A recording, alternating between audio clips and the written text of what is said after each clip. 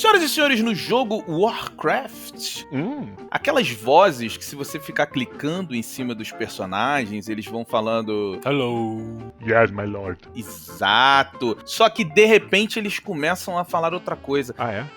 Isso aconteceu sem querer quando um dos diretores do jogo tava fazendo a dublagem e aí do nada ele solta uma frase do Monty Python. You're the king? Well, I didn't vote for you. I'm your king. Well, I didn't vote for you. Todo mundo para no estúdio, olha pra ele e ele falou: Quem manda nessa p*** aqui? acho que ia ficar meio chato se a gente só fizesse frases de comando. Sério? Que foi isso? E aí virou uma febre e tem frase do Senhor dos Anéis, frase do Monty Python, frase de filme, frase de livro e tudo mais. It's only a flesh wound. Just a flesh wound. I find your insolence disturbing. I find your lack of faith disturbing. Eu sou o Didi Gamer. Eu sou Afonso Vagabundo Solano. Eu sou o Beto da Lan House Estrada e esses são os jogos, senhores, que nos fizeram ser os mestres da vagabundagem. Traz um Twix pra mim. Mom, I wanna take a shit, quick. Oh, muito bem, filhinho. Pra você que está aí, isso não é uma crítica, na verdade. Existem jogos que nos prenderam tanto tempo e nos deixaram ali imersos por horas e horas, deixando toda a responsabilidade e a obrigação do lado de fora. Tá bom. Vamos lá, gente moleque. Vamos lá, Beto. Você puxou Lan House. Jogos de Lan House que você via as pessoas deixando de ir ao banheiro. Teve gente que fez cocô no assento. Não teve uma história dessa? Ah, senhores, eu vi de todos. Eu vi desde Mu, eu vi Tibia, eu vi a febre do GTA, Need for Speed Underground, quando saiu as pessoas só queriam jogar isso. Mas eu vou trazer um mod. Tá. Um mod, Afonsinho, que eu e Didi, a gente sentou, olhou pra ele pela primeira vez e falou: eu não acredito que isso está acontecendo. Porque o jogo era Battlefield 1942, que era um jogo muito foda, que quando saiu, explodiu a cabeça de todo mundo, que a gente falou assim: caralho, dá pra pegar o carro, dá pra pegar o avião e dá pra fazer um monte de coisa. E aquela galera... 64 pessoas jogando. Porra, era muita gente. Porra! E aí a gente elegeu Iwo Jima como o mapa mais legal, que era a ilha e tal, porque era mais fácil da gente se encontrar. E aí, de repente, instalamos um mod. E tem um mod aí que traz o Battlefield 1942 para os tempos atuais, a Guerra Moderna. E aí, Didi deve lembrar, eu entrei num Apache. Porra. Vou te falar a cena que aconteceu, Afonso. Eu entrei num Apache, levantei voo, com Rogerinho pilotando o helicóptero, Feijão e Diogo Braga sentados no helicóptero. De arcanjos. Por causa de Reino de Fogo. Chegamos na base, Rogério falou: vai, Beto. Eu fiquei rodeando a bandeira, voando, apontando os mísseis do meu Apache. Tá limpa a área. Rogério foi com o helicóptero por cima, arcanjos, Didi e Feijão saltaram de paraquedas pra ir até lá embaixo, capturaram a bandeira. Quando o inimigo chegou, eu comecei a atacar os foguetes nele pra que eles voltassem pro helicóptero, subissem e a gente fosse pra próxima bandeira. Exato. Se eu não me engano, o nome desse mod é Desert Combat. Exatamente. Tu lembrou agora, né? Porra, eu sou muito bom de memória. É. Sim, faz de conta. Eu não fiz parte dessa incursão, eu era um dos civis lá, me protegendo dentro dos escombros, né? Eu agradeço o serviço, né? Isso que fala, obrigado pelo serviço, né? A vocês, soldados. A minha dúvida é a seguinte: por que esse Battlefield, esse mod, vocês acham que ele transformou vocês em vagabundos? Ou seja, vocês não conseguiam parar. Isso aí foi um evento. Isso aí era todo dia, horas e horas. Era todo dia. Por quê? O que o jogo tinha que fazia vocês ficarem grudados? O grande lance não era o que o jogo nos fazia jogar, era o quanto nós precisávamos nos preparar para jogar o jogo. Porque assim, o Desert Combat, que é esse mod do Battlefield, ele tinha um dos helicópteros mais difíceis de se pilotar, por exemplo. Essa física que eles criaram para o helicóptero era muito difícil. Tanto que depois veio o Vietnã e eles facilitaram muito, foi o inverso. Foi legal pra caralho também. Mas a gente, por ter esse grupo de incursão, cara, a gente treinava, abria um servidor, ficava levantando voo, dava um mergulho na base e tal, você que voltava, aí vinha o Beto fazendo contenção, eu saía. Daí a gente ficava treinando essas paradas. Cara, eu me lembro de um treino que a gente fazia, Afonso, e você imagina quantas horas perdidas pra fazer isso acontecer. Vagabundo! O treino era o seguinte: o Rogério ia com um helicóptero, que era um helicóptero de carga, e ele tinha uma metralhadora. Aquela que você aperta, ela vai girando e atirando de helicóptero, clássica de filme, sabe qual é? E aí, quando tava dando muito ruim, o Rogério subia muito, os dois atiravam, o Rogério controlando o helicóptero. Aí o Diogo e o Feijão pulavam do helicóptero e tinham que cair em cima do meu Apache e apertar o E, que era o botão que você entrava na aeronave na hora, no ar. Então era tipo, vamos até o final, quando os caras quebraram o equipamento, a gente pula e ia resgatar. Cara, era um negócio assim de muito, muito tempo de execução. Era. Não funcionava sempre, claro. A gente errava mais, mas quando funcionava, eventualmente funcionava. Nossa, era maneiro. Essa experiência, pra mim, hoje, o mais próximo que eu tenho disso é o Helldivers 2, assim. Realmente é onde são jogos, aí não pra ficar falando de Helldivers 2, mas é um tipo de jogo que, através da experiência com os amigos, você cria esses momentos, né, épicos, especiais, essas pequenas narrativas aí que eu brinquei de tipo, a pessoa agradece o serviço, mas você lembra, né, nós estávamos lá naquele dia. O próprio Helldivers 2, ele brinca com isso, né, todos lembrarão de Malevolent Creek, eles criam meio que um local onde teve uma grande batalha, onde todo mundo morreu, então isso é uma coisa que, essa camaradagem, né, em um jogo que não tem uma história pra você seguir, mas ele tem uma narrativa de combate, talvez ali um drama, né, um mini drama ali, encenado na hora do jogo, ele prende a gente, acho que por esses elementos, né. Essas histórias que surgem, né, é bem isso que você falou, essas histórias que aparecem ali, e aí a gente sai e conta pra outra pessoa, parece que a gente viveu a parada. Eu estava jogando, não sei se eu contei pra vocês isso, só pra também entrar na brincadeira assim de tipo, pra quem não joga não sabe Helldivers 2, no final que você faz a missão lá no planeta, você tem que entrar no seu pelicano, né, na sua aeronave, digamos, e ela decola. Tem a maior blindagem da história do universo. E vem os monstros, né, os monstros ou os robôs, sei lá, eles estão atirando e você tem um tempo pra entrar no helicóptero. E aí tava todo mundo esperando um amigo nosso que é o Samurai, que o Didi e o Beto conhecem. E o Samurai lá longe, meu irmão, tipo, vindo correndo, que ele ficou atrasado, e vindo uma horda de insetos a lá, Tropas Estelares, né, que é bem uma grande homenagem. E, meu irmão, os insetos gigantescos, mesmo, vindo atrás do bicho, e ele correndo e dando tiro, jogando granada e não sei o que, e ele tipo, gente, não vai dar, vão sem mim, decolhe, gente, não sei o que. E eu era o sniper do grupo. E aí eu apontando, né, vendo ele correndo, que nem aquele, não tem um gif, que é um cara vestido com uma roupa fofinha, que é tipo um ursinho japonês, e ele tá correndo e tá tudo explodindo atrás dele. Vocês já viram esse gifzinho? Não lembro, mas eu sei que o público vai ver agora.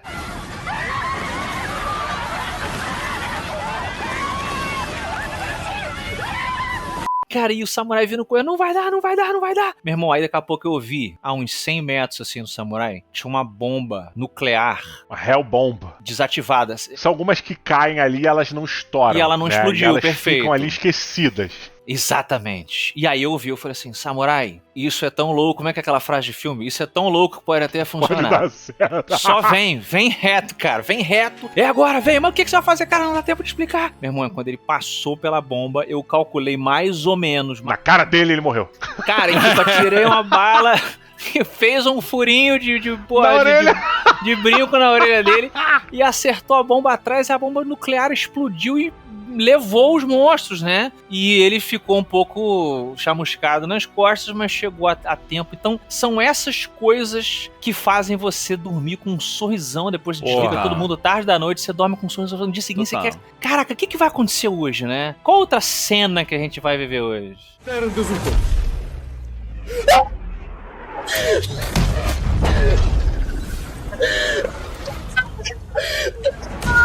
Eu acho que eu vou trazer um outro jogo porque tem a parada da perfeição na execução, que eu gosto muito também. E não tem como não falar de Day of Defeat. Não tem como. Vocês ficaram muito viciados, no Day of Defeat também. Esse daí a gente foi pra outro nível. A gente teve time, a gente viajou, ia pra outros lugares pra jogar, realmente. Numa época que isso não acontecia normalmente. Porque é o treino. O que acontece na hora é emocionante porque você acertou o que você treinou. E tem que ser perfeito. E se você treinou a tática, e quando ela dá certo, nossa senhora. É gostosinho. Que delícia. Jogos de tiro tem essa camaradagem que a gente tá falando. Que delícia, cara! Deixa eu só botar um ponto interessante, porque eu acho que a gente foi tão além em Day of Defeat, porque a gente, individualmente, nós não éramos bons, tá?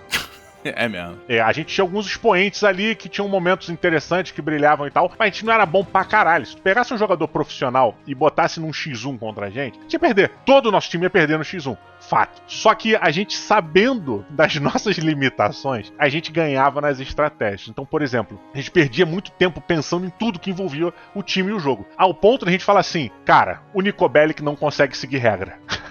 Ah, tá. O nosso amigo Nico Bellic aí. Que a gente Nosso cita amigo às Nico vezes. Bellic. Então a gente criou uma função pra quando ele estivesse no jogo, onde o time jogava na contenção dele porque ele ia cachorro louco. Tá. Ele avançava pelo jeito que ele queria, a gente ia contendo e adaptando a defesa e o nosso avanço, ganhando terreno junto, de acordo com o avanço imprevisível do que ele ia fazer, porque ele não seguia. E ó, vou te falar, era lindo, porque a minha função no time era correr atrás dele. E assim, cara, e ele era o melhor de nós, inclusive. Era o melhor. Era assim, mata quantos você conseguir. Uma hora ele vai cair, galera. E aí eu me lembro, cara, que ele caía e eu... Agora vai, Beto, pega a bandeira. E eu ia, sempre sobravam uns 2 do time adversário. E do nada os caras caíam na minha frente, porque tava às vezes o Feijão, o Rogério, ou o Diogo, que dava a volta e surgia atrás do cara, assim. E eu só ia, maluco. Apertava o shift, que era correr e ia. Era essa parada. O Beto, quando o Nico Bellic caía, então agora é a missão. Agora eu vou pegar a parada. É isso aí. Nesse ponto, eu já tava vindo pro segundo suporte. Eu era esse segundo suporte que eu ia chamar a atenção, não sei o quê, enquanto nossa metralhadora e os snipers se reposicionavam pra um lugar específico, sabe qual é?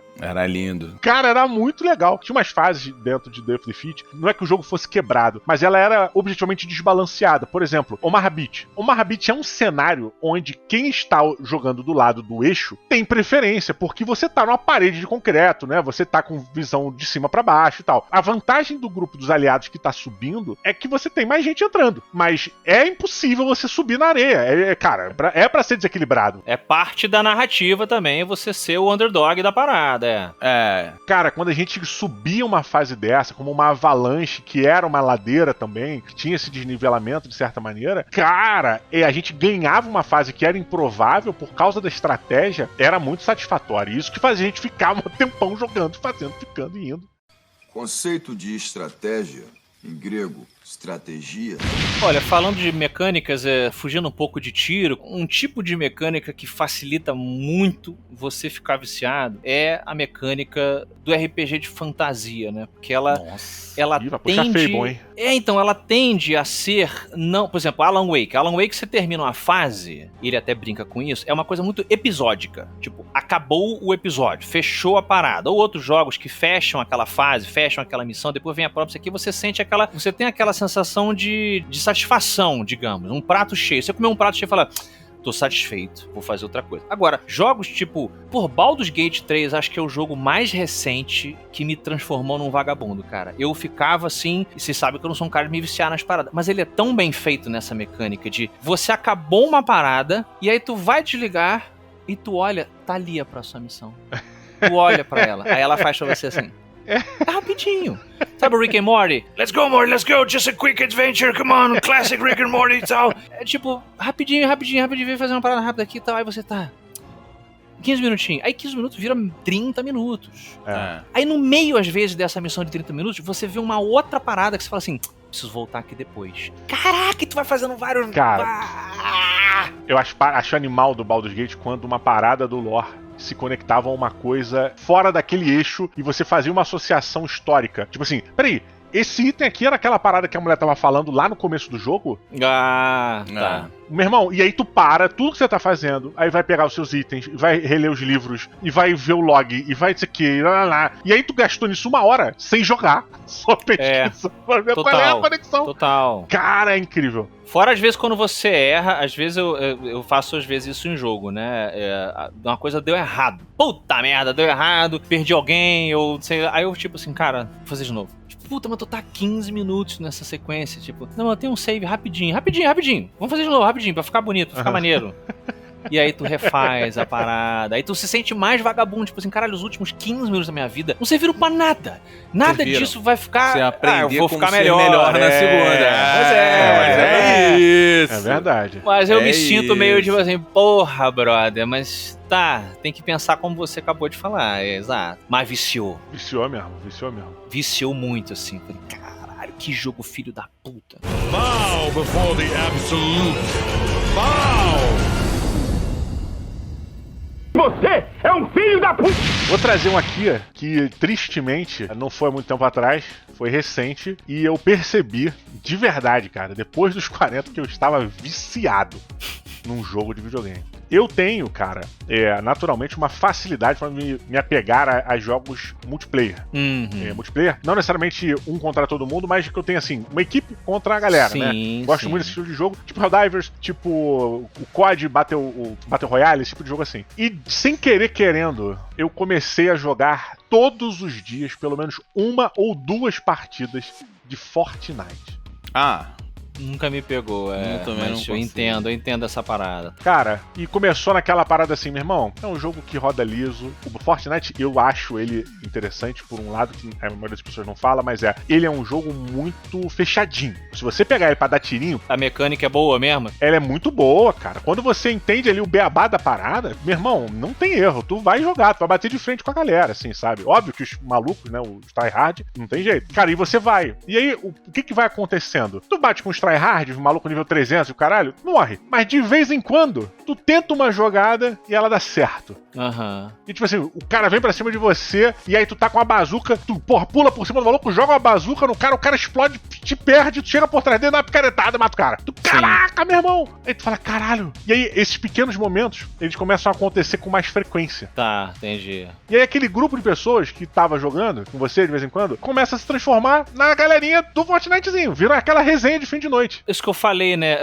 Existe um componente neurológico, né? Que a gente sabe, de que grandes traumas, né? Grandes acontecimentos, bons ou ruins, eles unem, né? As pessoas. Já dizia a Velocidade Máxima, né? O contrário, a Velocidade Máxima dizia a Sandra Bullock, que falava que relacionamentos que começavam em momentos de catástrofe não davam certo, lembra disso? Perfeito. Inclusive, existe isso porque às vezes as pessoas elas criam essa conexão emocional pelo que elas estão passando, que tem muita adrenalina, né? Vai de um ponto 0 a 100 muito rápido. E às vezes elas não têm, na vida real, elas não têm muito em comum. Não compartilham de costumes, ideais, não sei o quê. Mas naquele momento, elas passam, tipo, veteranos de guerra, que é o exemplo máximo disso, né? São pessoas muito diferentes, mas que, por terem passado aquela parada, você vê vídeo de reencontro de veterano, seja de Segunda Guerra, seja coisa moderna, os dois velhos chorando, cara, e se abraçando, e tomando cerveja com um sorriso daqui a aqui. É uma coisa muito... que o videogame, ele porra, não vai chegar próximo, né? Mas a gente tem essa fraçãozinha nos jogos de tiro, né? De guerra. Revenge is not the Jedi way, but it sure is mine. Trick shot! Teve um que eu não imaginei que fosse me viciar. Esse foi uma surpresa, assim. Eu imaginei que eu fosse gostar do jogo pelo tema. Balatro, certeza que é. Não, eu sei. Esse... Aqui, ó. Pois é, eu acho que o Betão sabe. Eu sei, que tu não parava de falar dessa porra? Caralho, brother, XCOM 2.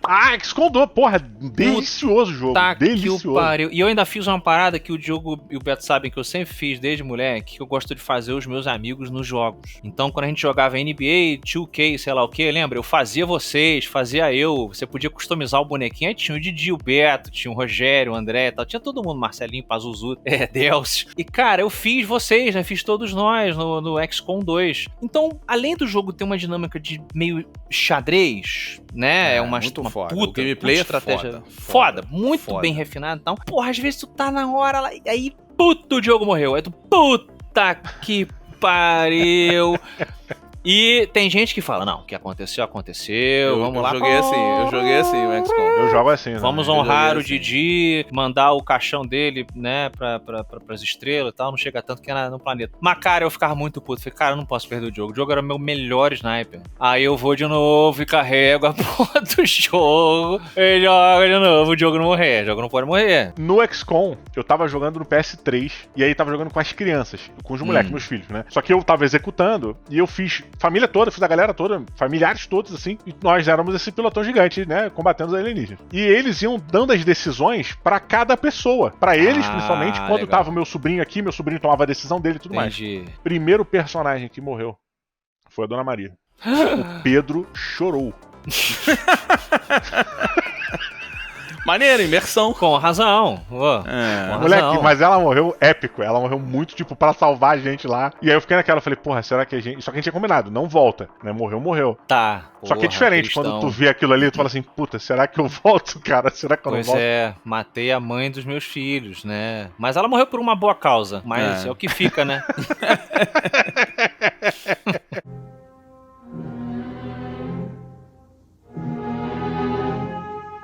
Bambi,